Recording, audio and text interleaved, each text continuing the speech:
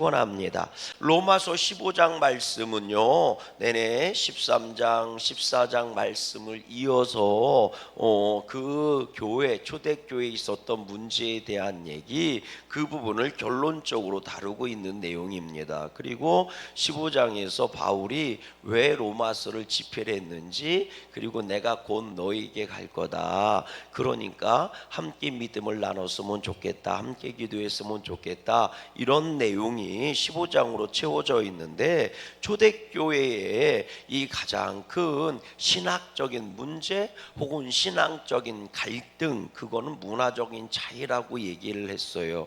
유대 율법의 근거에서 성장해 왔던 유대 출신의 크리스찬들과, 그리고 헬라 지역의 이방인 지역에서 성장해 온 사람들, 이방인 크리스찬들이 문화적인 충돌, 신앙적인 충돌이 부딪힌 거죠. 이게 팔은 안으로 굽는다고요. 내가 평소 가지고 있었던 어떤 전통이라든지 어떤 교육적인 것이 신앙적인 것에도 영향을 끼칠 수밖에 없거든요. 그 중에 가장 대표적인 것들이 뭐라고 말씀드렸어요? 세 가지라고 말씀드렸습니다. 첫 번째로는 음식의 문제입니다. 율법에 있어서 가장 첫 번째 다루고 있는 문제가 사실 먹고 마시는 문제였거든요. 우리가 잘 아는 것처럼 되새김질을 하고, 그리고 발에 쪽이 있는 짐승들은 먹어도 되는데 그 두 개가 충독되지 않는 건 먹을 수 없다. 그런 것부터 시작해서, 그리고 또 피채 먹으면 안 된다. 그래서 피를 다 빼내야 되는데 이방인들은 그렇지 않게 생활을 한 거죠. 사실 굉장히 많은 것들이 부딪힙니다. 예를 들어서 그 어미에게서 잔 그 젖으로 새끼 이 고기를 삶지 말아야 된다든지 이런 거죠. 그러니 같이 먹으면 안 돼요. 그래서 지금도 유대인들은요, 이 햄버거를 먹어도 치즈버거가 없어요. 치즈버거가 없어요. 치즈버거가 뭐예요? 치즈하고 고기 패드를 같이 넣는 겁니다. 우리들이 보면 롯데리아라든지 맥도날드 이런 데 가보면 말이죠, 이 고기 이 패드 있잖아요. 패드, 고기 패드 있지 않습니까? 우리로 얘기하면 떡갈비 납작하게 핀 거, 고기를 다진 거하고, 그리고 야채, 샐러드 같은 거 넣고 치즈를 넣는단 말이에요. 치즈를 넣는데 치즈 이렇게 넣잖아요. 근데 그게 이 유대인들은 허락되지를 않아요. 왜냐하면 치즈가 유제품이잖아요. 우유 갖고 만든 거라고요. 근데 그 우유하고 고기하고 같이 먹으면 안 됩니다. 율법에 그렇게 되어 있어요. 그래서 율법에 이건 이제 더 확대 해석한 건데, 우유로 고기를 삶으면 안 됩니다. 그러니까 우리로 얘기하면 파스타 같은 것들도 대부분 치즈가 들어가고 유제품이 들어가잖아요. 거기 안에 고기가 들어가 있으면 안 되는 거예요. 이게 분리돼요. 그래서 맛이 별로 없어요. 제 입에는 가서 먹어보면 맛이 별로 없습니다. 진짜로. 이 고기도 피째 먹으면 안 되기 때문에 피를 완전히 빼요. 완전히 제거합니다. 그 피를 완전히 제거하면 고기의 육질이 부드러운 게 사라집니다. 그리고 이 풍미감이 사라져요. 그래서 가죽 씹는 것 같아요. 맛이 없습니다. 진짜로 맛이 없어요. 맛대가리 없는 고기 먹는 거 이런 느낌입니다. 그래서 이런 것들이 이제 문화적인 차이잖아요. 그래서 그런 곳에서 성장해 왔던 유대인 출신의 크리스찬들, 이 먹는 게 가장 걸리는 문제예요. 돼지고기라든지 이런 거 먹으면 안 되는 거니까. 근데 이런 게 걸린단 말이에요. 두 번째로는 절기와 날이에요. 안식일을 어릴 때부터 지켜왔던 유대인들과 주일을 중심으로 신앙생활하는 이 이방인들하고 부딪힐 수밖에 없죠. 이방인들은 유대 배경이 없으니까 안식일에도 뭐든 상관없어요. 주일을 중심으로 믿음 생활하는 거니까. 여기서 오는 거, 절기에 대한 거, 사실 우리가 명절, 추석 이럴 때, 설 때, 이 설이 가까이 왔지만 제사 지내는 게 있으니까 온 식구들이 모여서 예배를 드리잖아요. 우리는 이런 문화적인 전통을 가지고 있는데, 이걸 지키지 않는 사람들과 지키는 사람들, 혹은 말이죠, 이방인 출신들은 자기들만의 또 절기를 지켜왔던 게 있을 거 아닙니까? 그것도 다 우상의 근거에서 만들어준 절기니까, 태양일이라든지 우리로 얘기하면 금음이라든지 뭐 이런 것들이 있잖아요. 우리는 동짓날 팥죽 끓여 먹잖아요. 근데 이게 신앙적인 배경이 사실은 밑바닥에 깔려 있는 거거든요. 동짓날이 사실은 태양이 제일 짧은 날이잖아요. 그러니까 이런 것들이 배경에 깔려 있습니다. 그래서 불엄 이래가지고 뭐 호두 까고 뭐 맞는데 호두 먹지 않나? 까먹고 뭐 이게 액땜이라고 한다고 그러잖아요. 액땜의 신앙적인 배경을 보면 우상과 관련된 귀신과 관련된 문제들이 있는 거니까.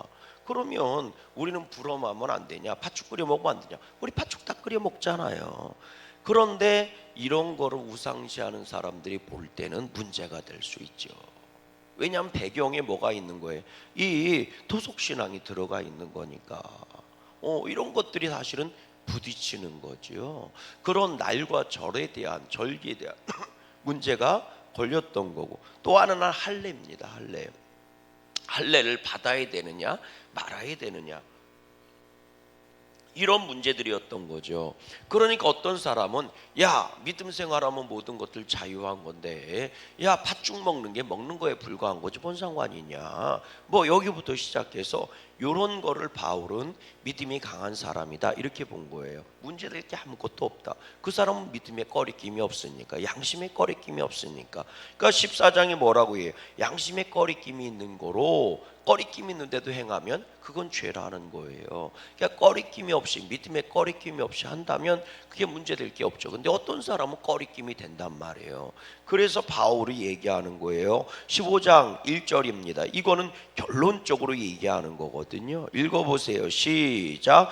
믿음이 강한 우리는 마땅히 믿음이 약한 자의 약점을 뭐하고 담당하고 자기를 기쁘게 하지 아니할 것이라. 그래서 믿음이 약한 자들, 그걸 먹지 못하는 자들이라든지 꺼리낌이 있어서 행하지 않는 자들에 대해서 믿음이 약한 사람이니까 너희가 담당해 줘라. 그것이 논란거리가 되지 못하게 해라. 그러면서요 2절 말씀이잖아요. 시작. 우리 각 사람이 이웃을 기쁘게 하되 선을 이루고 덕을 세우도록 할지니라. 이게 굉장히 중요한 말이거든요. 우리 각 사람이 이웃을 뭐하게 하고 기쁘게 하고 선을 이루고 덕을 세우도록 할지니라. 선을 이루고 덕을 세워라. 선을 이루라는 얘기는 내 개인적인 삶의 모양이지만 덕을 세우고라는 것은 그 선을 사람들 앞에서 행함으로 말미암아 덕이 되게 하라는 거거든요.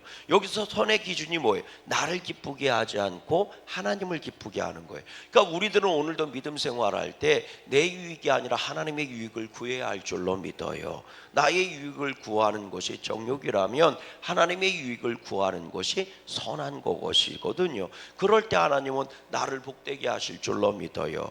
그러니까 우리의 선악의 기준은 뭐예요? 하나님을 기쁘시게 하는 거냐, 사람을 기쁘게 하는 거냐. 아멘이십니까? 세상을 유익을 따라가는 거냐, 하나님이 주시는 유익을 따라가는, 복을 따라가는 거냐, 이게 갈라지는 거거든요. 그러니까 바울은 얘기하는 거예요. 너희가 먹을 수 있든 먹지 못하든 상관없이, 너희가 할례를 받았든 할례를 받지 않았든 상관없이 하나님을 기쁘시게 해라. 그것이 선한 거다. 그거를 행해라. 그리고 그것을 모든 사람들에게서 덕이 되게 하라는 거예요. 그 굉장히 중요한 기준을 제시하는 겁니다. 이런 거예요.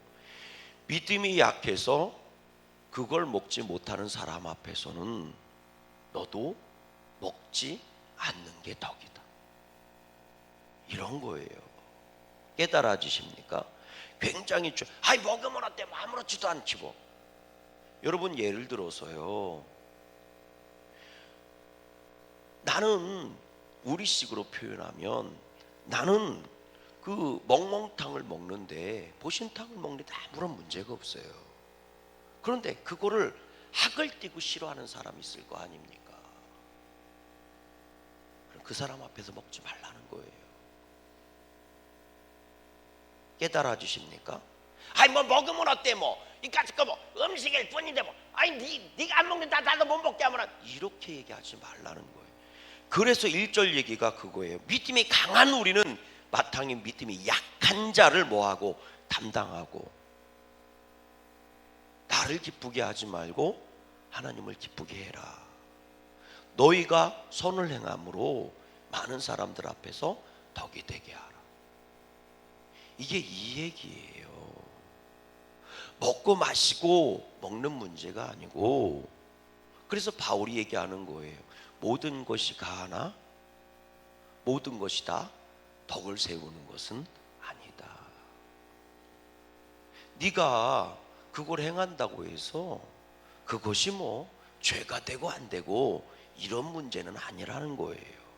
먹고 마시는 것이 무슨 죄가 되고 안 되고가 결정 나겠습니까?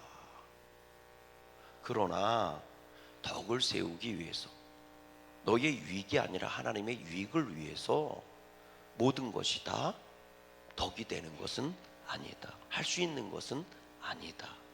이게 바울의 원칙이에요. 그래서 바울은 나는 할례자에게는 할례를 받은 자처럼, 무할례자에게는 무할례자인 것처럼, 나는 유대인에게는 유대인의 법도대로, 이방인들에게는 이방인에게 맞게 나는 그렇게 덕을 세우고 복음을 전했다. 이렇게 얘기하는 거거든요. 이게 바울의 얘기예요. 그러니까 먹고 마시는 것 때문에 구태여 길을 쓰고 목숨 걸고 달려들지 말라는 겁니다. 아멘이십니까? 여러분, 그래서 그런 거예요. 내가 뭐 틀린 말 했나? 맞는 말 했어요. 틀린 얘기 아니에요. 그런데 덕이 되는 게 아니라면 구태여 그런 말 할 필요가 없잖아요. 아멘 좀 해보세요. 틀린 얘기가 아니라고요. 맞는 얘기라고요. 내가 뭐 틀린 얘기 했나? 아니, 그런 말 할 수도 있지 뭐. 할 수도 있어요. 그건 뭐 잘못됐다고 얘기하는 거 아닙니다. 그러나 굳이 그게 덕이 되는 게 아니라면 할 필요 없잖아요. 복이 되는 게 아니라면 할 필요 없잖아요. 아멘이십니까? 아이, 그 사람 원래 그렇잖아. 맞아요. 맞는 얘기 한 거예요. 틀린 얘기 아니라니까요. 그때 정확하게 본 거예요. 그러나 굳이 덕이 되게 안 된다면 남한테 그런 얘기 옮길 필요가 없잖아요. 아멘이십니까? 바울이 얘기하는 약한 자를 담당한다는 얘기가 그 얘기예요. 그래서 곧바로 따라오잖아요. 너의 유익을 구하지 말고 하나님의 유익을 구해라. 사람들 앞에서 하나님을 기쁘시게 하는 일을 해서 모든 자에게 덕이 되게 해라. 그러니까 이런 거죠. 보신탕 구태여 안 먹는 사람한테 왜 보신탕이 좋은지 설득을 해서 구태여 먹게 하려고 애쓰지 말라는 거예요. 그거는 죽고 사는 문제 아니라고요. 이해가 되십니까? 그런 거예요. 그러니까 그런 믿음을 우리가 가지고 있어야 된다는 거죠. 여러분 읽어보세요. 3절 말씀 읽어보세요. 시작. 그리스도께서도 자기를 기쁘게 하지 아니하셨나니 기록된 바 주를 비방하는 자들의 비방이 내게 미쳤나이다 함과 같으니라. 4절. 무엇이든지 전에 기록된 바는 우리의 교훈을 위하여 기록된 것이니 우리로 하여금 인내로 또는 성경의 위로로 소망을 가지게 하려 함이라. 그래서 이것이 예수를 본받아 서로의 뜻이 같이 갖게 하는 것이라는 거죠. 우리 제일 중요한 건 그런 거예요. 5절 말씀 보세요. 시작.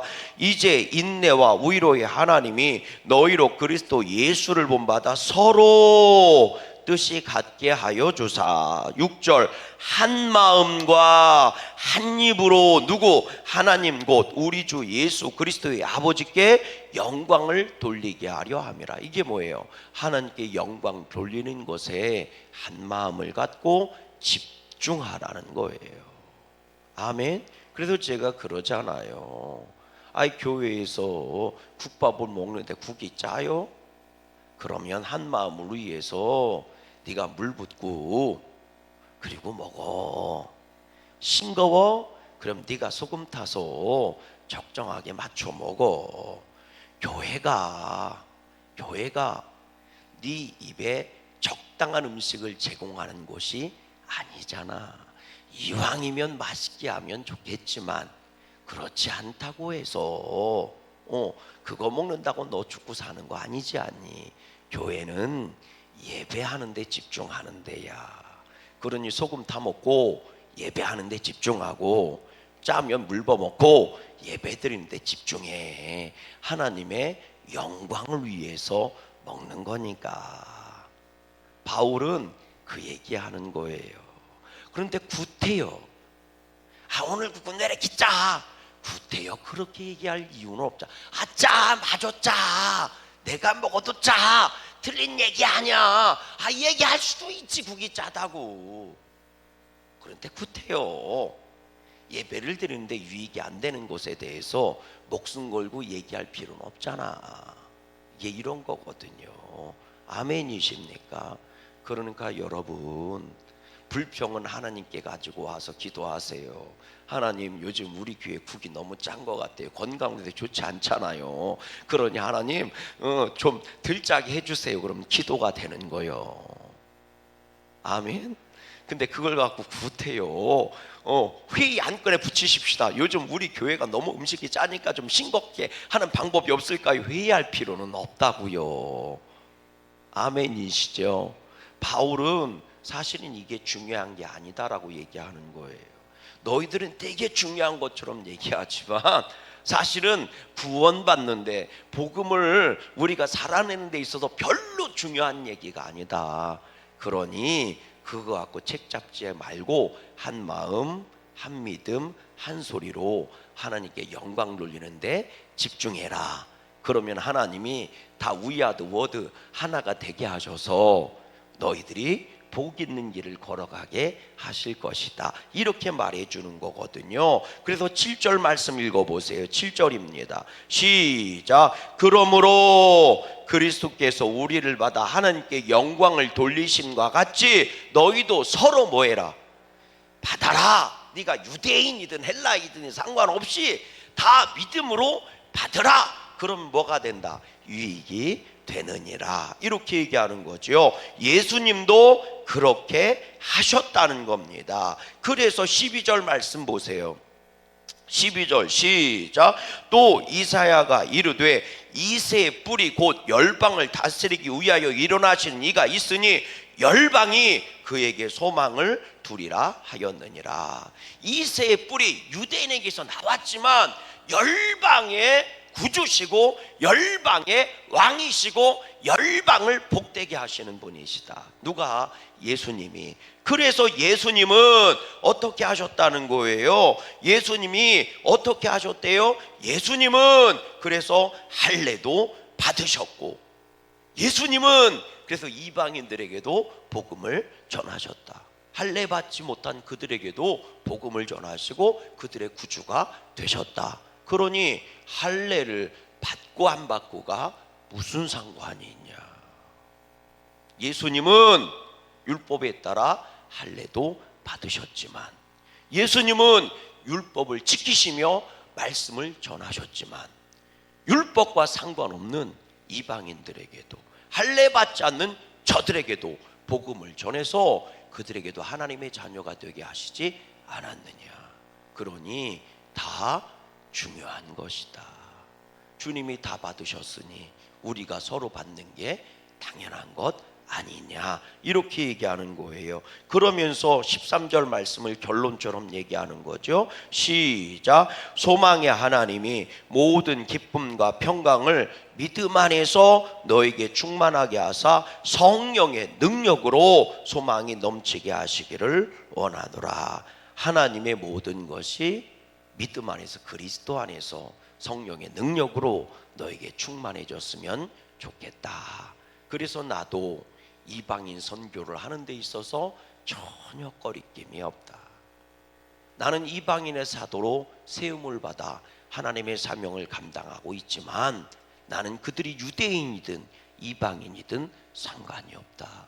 나는 하나님의 성령이 이끄시는 대로 가서 복음을 전하고 있다. 그리고 이제 주님이 나를 로마로 가게 하신다. 이 로마서가 언제 쓰여졌냐면 3차 전도 여행 마지막에 쓰여진 거거든요. 1차 전도 여행은 이 아시아 지역에, 2차 전도 여행은 유럽 쪽으로 중심으로, 3차는 이 두 군데를 다 둘러보고 마지막 이제 뭐 하는 거예요? 정리를 하고 로마로 갔다가 서바나 스페인으로 가려고 했던 거거든요.